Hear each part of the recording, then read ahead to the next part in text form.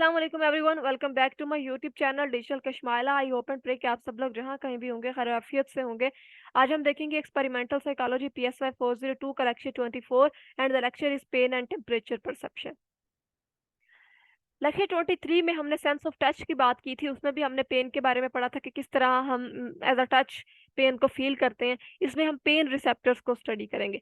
Pen receptors, pain functions, pain basically होता क्या है। पेन एक unpleasant sensory and emotional experience होता है जो कि हमारे एक्चुअल या पोटेंशियल टिश्यूज को डैमेज करता है, या डिफरेंट किस्म की टर्म्स में इस डैमेज को डिस्क्राइब किया जाता है।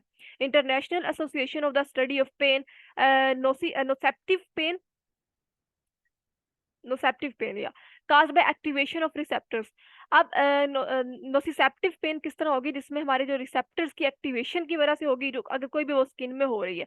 और different kind of receptors respond to different stimuli. Different किस्म के जो रिसेप्टर्स होंगे वो डिफरेंट तरीके से डिफरेंट स्टिमुली को रिस्पॉन्ड करेंगे। हीट केमिकल, जिसमें हमारे हीट आ जाता है, केमिकल आता है, sphere pressure and cold. Inflammatory pain is caused by damage to tissues, inflammation to joints, or by tumor cells. और neuropathic pain caused by lesions और अदर डैमेज, इसमें नर्वस सिस्टम की कोई डैमेज आती है, या कार्पल ट्यूनल सिंड्रोम, या कोई भी रेपिटेटिव टास्क की कॉज्ड होती है, जिसमें टाइपिंग, स्पाइनल कॉर्ड इंजरी आ जाए, या कुछ किसी किस्म का स्ट्रोक डैमेज होता है। ये सारी उन्होंने वन बाय वन पिक्चर्स में दिखाई भी हुई है। सिग्नल्स जो कि रिसेप्टर्स आर ट्रांसमिट करता है स्पाइनल कोड से, और फिर वो डॉर्सल रूट के जरिए से होते हुए स्पाइनल कोड के पाथवे को इस्तेमाल करते हुए ब्रेन तक जाते हैं। Pain according to the direct pathway model caused by the signal sent directly from the skin to the brain। अगर कोई भी हमें पेन होती है तो वो डायरेक्टली जो एक डायरेक्ट पाथवे मॉडल यूज किया जाता है, जिससे वो सिग्नल्स डायरेक्ट हमारी स्किन से ब्रेन को जाते हैं। और ब्रेन जो पेन है वो अफेक्ट होती है मेंटल स्टेट से। Pain can be affected by attention, attention से भी ये अफेक्ट होती है। The gate control model. अब गेट कंट्रोल मॉडल क्या होता है कि जो पेन के सिग्नल्स हैं वो सबसे पहले स्पाइनल कोड में इंटर होंगे बॉडी से, और फिर ट्रांसमिट होंगे स्पाइनल कोड से ब्रेन की तरफ। और जो एडिशनल पाथवे है वो इन्फ्लुएंस करता है, सिग्नल्स को सेंड करता है from the spinal cord to the brain. और फिर जब ब्रेन तक सिग्नल जाते हैं देन हमें फील होता है कि हमें कितना पेन हो रहा है। Cross section of the spinal code fibre show करते हैं जो कि डॉर्सल रूट में इंटर होती हैं, और इनकी जो लोकेशन है ये कहाँ पर प्रेजेंट कर रही होती है, सब्सटेंशिया सॉरी गिलाटिन, क्या लिखा हुआ है, गिलाटाइनोसा, गिलेंटोसा। The circuit proposed by Melzack and Wall in the gate control model of the pain perception, जिसमें small diameter fibers आते हैं and the large diameter fibers आते हैं। Small diameter fibres S fibre जो कि एसोसिएट होते हैं नोसिसेप्टर्स फाइबर्स के साथ, और जिसमें कोई भी डैमेज होता है या पोटेंशियली पेनफुल स्टिमुली इन्वॉल्व होते हैं, या अगर कोई भी एक्टिविटी जो कि एस फाइबर्स में इंक्रीज होगी तो उसकी वजह से टी सेल की एक्टिविटी भी इंक्रीज होगी। और जब टी सेल की एक्टिविटी इंक्रीज होगी तो उसका नतीजा क्या होगा कि पेन भी ज्यादा होगा। जबकि जो लार्ज डायमीटर फाइबर्स है जिसको एल फाइबर्स कहा जाता है, इसमें जब टी सेल्स के कम होते हैं और उसकी वजह से पेन जो है उसमें भी कमी आती है। सेंट्रल कंट्रोल जो कि कंट्रोल करता है उस तमाम इंफॉर्मेशन को जो भी कॉग्निटिव फंक्शंस के रिलेटेड होती है, जिसमें एक्सपेक्टेशंस, अटेंशन, डिस्ट्रैक्शंस वगैरह होती हैं, ये कैरी करती हैं सिग्नल्स को down from the cortex. Activity जो कि ब्रेन से आ रही होती है क्लोज टू द गेट, ये डिक्रीज कर देती है टी सेल एक्टिविटी को, और इसके साथ क्या हो जाता है, पेन भी कम हो जाती है। पेन रिसेप्टर्स को हमने स्टडी कर लिया, आगे हम देखते हैं टेम्परेचर के बारे में। Thermal receptors, all organisms need to sense temperature to survive and adopt. Perception of temperature is not completely understood. Specialized sensory receptor जिसमें थर्मल रिसेप्टर्स आता है, ये रिस्पॉन्सिबल होता है कि फीलिंग्स का, कि कितना आपको कोल्ड फील होता है, कितना वार्म फील होता है। Free nerve endings in the dermis, liver and skeletal muscles, ये कहाँ पे होते हैं, हाइपोथैलेमस में। और जो कोल्ड थर्मल रिसेप्टर्स हैं 3.5 टाइम्स ये ज्यादा कॉमन है देन हीट रिसेप्टर से।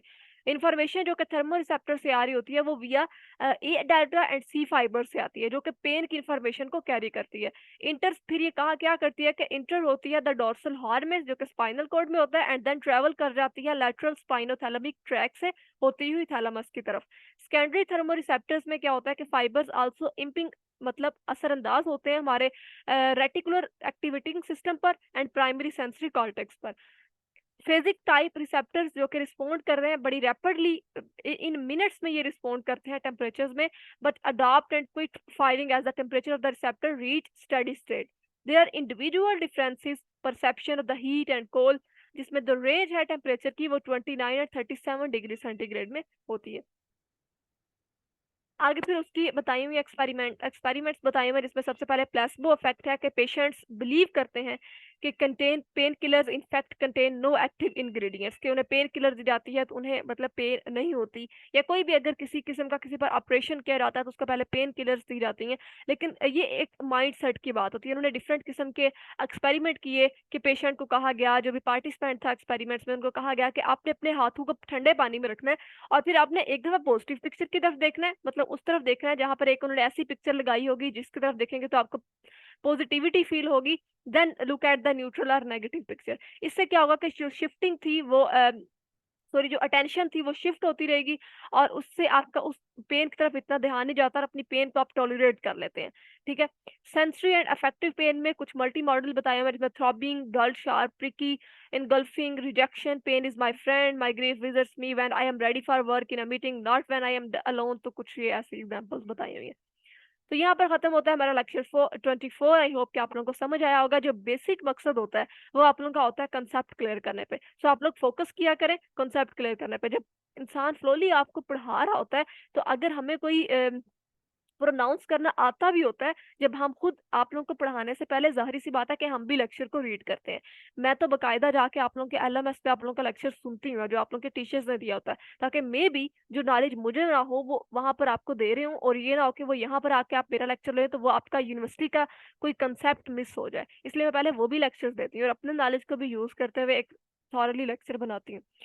और इन कुछ वर्ड्स ऐसे थे इनको प्रोनाउंस करने के लिए आपको थोड़ा सा टाइम चाहिए होता है। जब बंदा बिल्कुल फ्लुएंटली आ रहा होता है ना, फिर बंदा होता है कि चलो प्रोनाउंस आप गलत कर दो, लेकिन जो आपके माइंड में एक आपका फ्लो बना हुआ है, आपका जो कंसेप्ट बना हुआ है वो ना खराब हो। वो ज्यादा जरूरी होता है। अगर वो खराब हो जाए तो मुझे पास लेना पड़ता है, रीटेक करना पड़ता है। तो मेरी कोशिश होती है कि मैं रीटेक ना लूं, उसी जो मेरा अंदर एक फ्लो आया हुआ है ना उसके मुताबिक आपके लेक्चर को कंप्लीट कर दूं। सो अगर कहीं भी मेरा कोई वर्ड गलत भी प्रोनाउंस होता है तो सॉरी फॉर दैट। आप लोग जाके उसे गूगल पे ट्रांसलेट किया करें, मैं खुद ऐसा करती हूँ because I am also a student. और वहां पर जाके आप उसको वॉल्यूम का नीचे स्पीकर का बटन होता है, ठीक है, जब आप उसको क्लिक करते हैं तो आपको प्रोनाउंस करके बताते हैं कि इसको किस तरह से प्रोनाउंस करना है।